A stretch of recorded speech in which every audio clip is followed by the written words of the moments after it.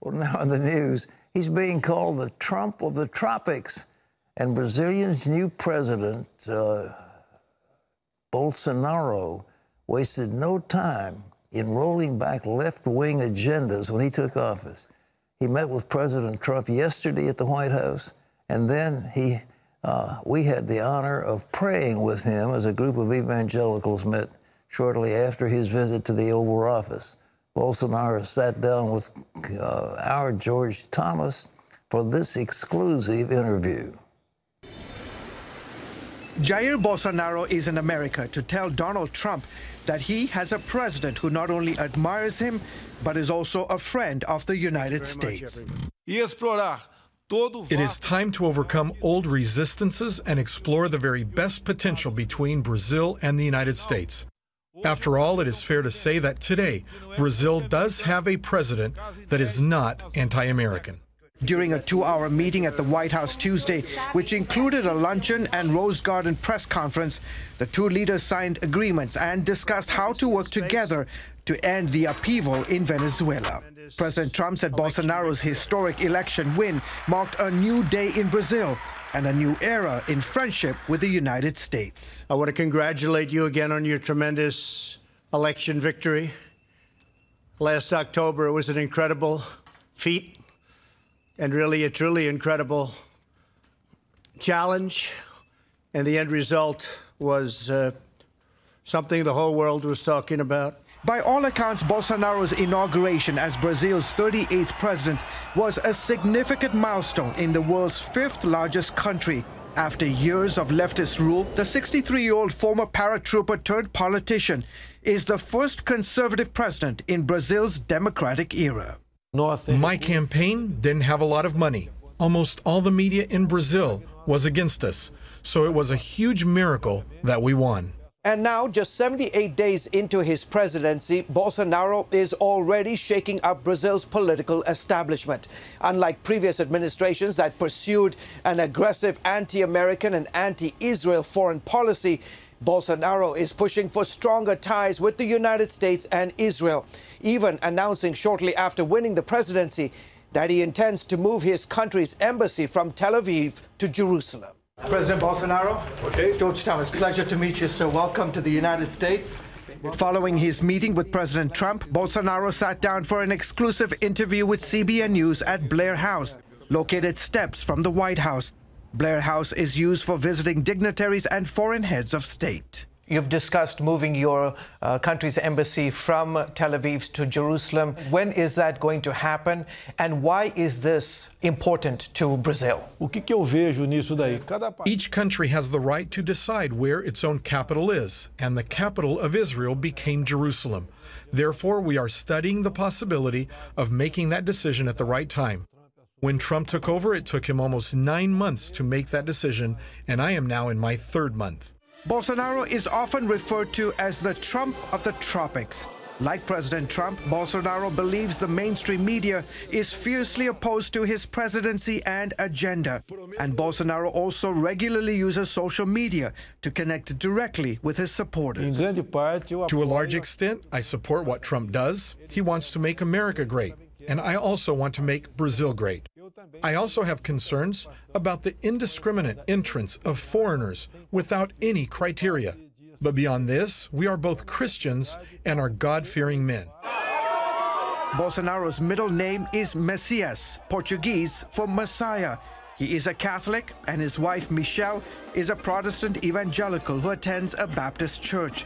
An assassination attempt by a knife-wielding attacker a month before the election almost cost Bolsonaro his life. He says it is nothing short of a miracle that he's alive today. Doctors who attended to me said that for every 100 stabbings of the kind I endured, only one person survives. So I am a survivor and owe my life to God.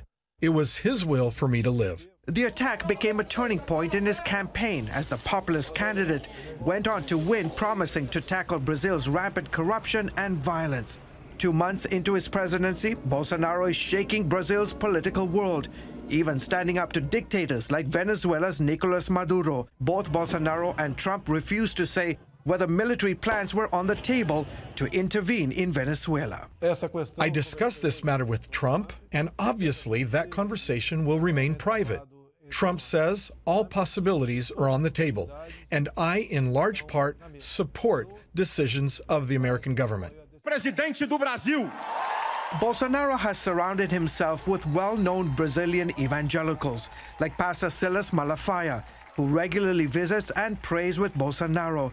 Silas told CBN News that he believes Bolsonaro is God's chosen man to lead Brazil. Ele não é evangélico. Even though Bolsonaro is not an evangelical, he always defends the principles that we evangelicals have defended. Namely, he is against abortion. He is against the privilege of the LGBTQ movement. He recognizes the greatness and importance of Israel, defends the family, and wants to fight corruption and restore our economy. On his first official day as president, Bolsonaro promised to make Judeo-Christian principles a top priority in his administration. Can you talk about the impact that decades of leftist ideology has had on the social and spiritual fabric of Brazil? The ideology of the left has taken over the universities and also the journalists of Brazil. The impact has been the worst possible, and one of the main goals is to erode family values. It was this kind of message that drove the majority of Brazil's evangelicals to support Bolsonaro. The evangelicals of Brazil are equivalent to a third of the population and are growing. I had massive support from them because until recently, they had no one to support who shared their values and faith. Your motto is Brazil above everything, God above all. What do you mean by that? I have been a congressman for 28 years, and I saw that in politics, truth almost never existed. And my feeling is that our people are thirsty to know the truth. His favorite Bible verse is John 8:32. Then you will know the truth, and the truth will set you free. Why is faith so important to you, Mr. President? Just like in a marriage between a man and a woman, if you don't have truth, the marriage ends quickly. In politics, if you don't have truth, the government ends quickly. After our interview, President Bolsonaro met with a group of prominent American evangelical leaders. Among them, the Christian Broadcasting Network's Dr. Pat Robertson and Gordon Robertson, and evangelist Reinhard Bonnke. The American delegation prayed for Bolsonaro and promised to stand with his administration as he fights to protect Brazil's Christian heritage and family values. They also pledged to help Brazil provide humanitarian relief for those suffering in Venezuela. Why is this meeting important to you, Mr. President? I recognize the work evangelicals do in my country, which is no different to what they do around the world, sharing the Word of God and strengthening family values.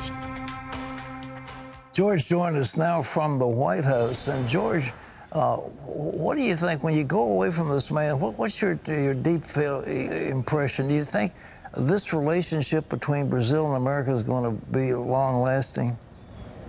There is absolutely no doubt. I mean, you have to understand the context, Pat, of Latin America.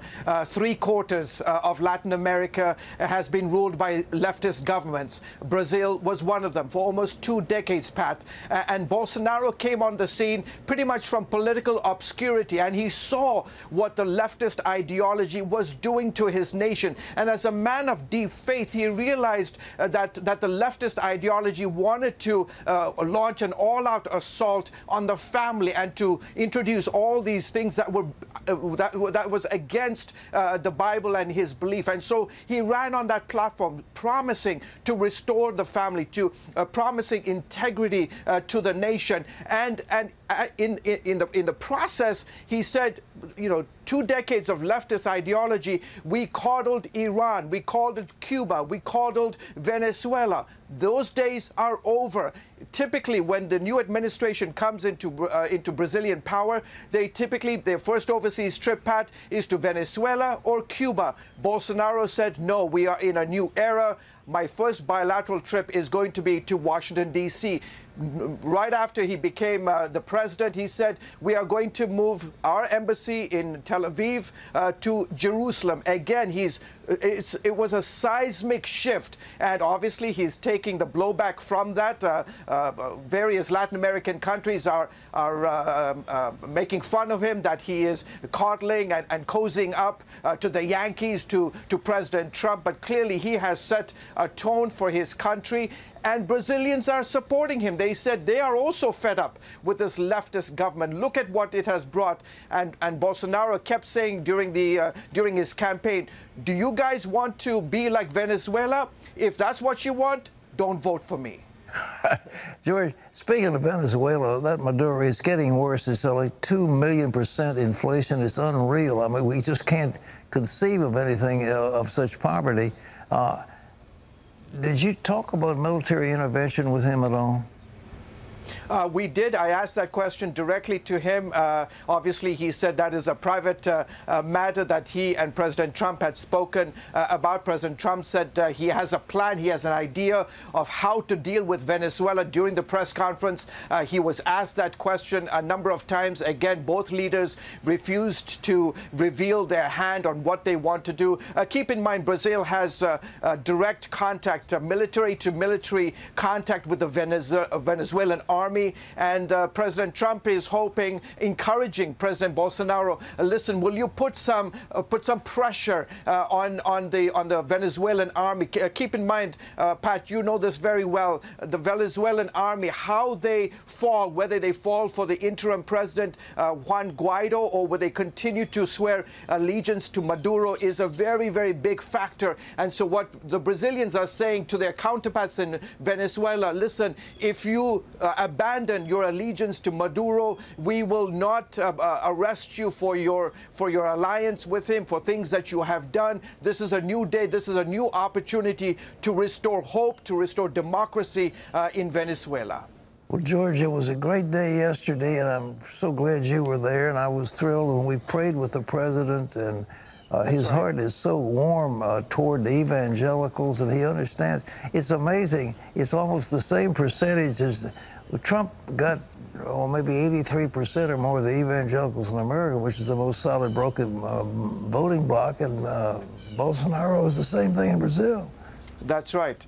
In fact, he even mentioned that to you, Pat. He said when you were all around that table, he says, I'm in a familiar place. I feel like I'm at home, because he knows the relationship that he has had with evangelicals. Remember, evangelicals for such a long time, they had their allegiances splattered across so many different candidates. Then when Bolsonaro came on the scene and they saw what a deep man of faith he was, his wife, Michelle, is an evangelical, attends a Baptist church, as I mentioned. When they saw his heart and his desire to restore moral values, to uphold the Word of God, to uphold Judeo-Christian principles, they said, wow, we've never had such a candidate before. It's impossible to even imagine that such a candidate could even win. And so they threw in their support for him. And today what you have here, Pat, is a seismic, tectonic political shift in the largest South American country, and it is giving notice to the rest of Latin America. As you have seen the Brexit in England, Germany, in other parts of Europe, you're seeing this right turn, and clearly Bolsonaro is part of that wave you're seeing not just in South America, but around the world. George, thank you very much, and thank you for your reporting. It was a moment. You're welcome, sir. Thank you. Important moment. We were deeply touched. I mean, it was marvelous. A number of us were there together, and I was there side by side with my dear friend Reinhard Bonnke, and we both prayed for the president and asked God's blessing on him. Well, more than 15 Democrats are already running for president. And, you know, the claim has been made that Donald Trump is a wild man, and he's seeking to overturn the foundational principles of our nation. Well, this bunch are proposing big changes in the American political system, like putting more justices on the Supreme Court. Roosevelt, with a dominant role of the Senate and the House, couldn't pack the court, and these people are going to pack the court. They want to put in more judges on the Supreme Court. And that's just the start. They want to change the Electoral College, and just down the line, it's radical proposals. Dale Hurd has that. If you can't win, change the rules. President Trump argues that seems to be the thought of some Democrats who've decided America's political system needs an update. Big on their list is abolishing the Electoral College and using the popular vote to determine who's elected president. We can have national voting, and that means get rid of the Electoral College. It was the Electoral College vote that gave Donald Trump the victory over Hillary Clinton in 2016. Clinton won the popular vote. The Founding Fathers instituted the Electoral College to protect the nation from a large faction of voters who might want to introduce tyranny. But now Colorado has joined 11 other states in support of a movement to use a popular vote to elect our president. Some Democrats also want to add more justices to the Supreme Court, which in their view has become increasingly conservative. Beto O'Rourke wants to expand the High Court to as many as 15 justices and give them term limits. Another Democratic proposal is to lower the voting age to 16. President Trump tweeted his response to the Democratic plans overnight, saying the Democrats are getting very strange. They now want to change the voting age to 16, abolish the Electoral College, and increase significantly the number of Supreme Court justices. Actually, you've got to win it at the ballot box. The president also guarantees the Supreme Court will not be expanded for 6 years while he's in office. You know, ladies and gentlemen, this country is called not the Democratic America, it's called the United States of America. That's why there were states that came together, and it was the states that made up the Constitution and made up this republic. And it's the United States. And so each of those states, and the little states understood that the big populous states could overwhelm them. And that's why they set up the Electoral College. So they would give a vote to all the small states, that everybody would have a voice, and it just wouldn't be one huge state like California or New York that would swamp the system. That's why the Electoral College is so very important. Well, Dale, let me ask you, these are shocking proposals to radically overhaul the government. They've accused Trump of this, haven't they? Yeah, and it's not clear at all that that this is constitutional. I mean, as you said, the Constitution lays out a state-by-state system for electing our president. I also think it's a little funny. It's kind of short-sighted. I mean, they're assuming that Democrats will keep winning the popular vote. Well, Trump could easily win the popular vote in the next election. Is California going to really tell their electors to vote for Trump? I find that hard to believe. Well, what else do you see that these radicals are doing? I mean, it's just crazy, the stuff they're proposing, but this, you will give me some of the radical proposals that they're coming up with. Well, you know, they want to increase the Supreme Court. That's not going to pass muster either. I mean, they need a constitutional convention to do the kind of stuff they want to do, and I just don't see that happening.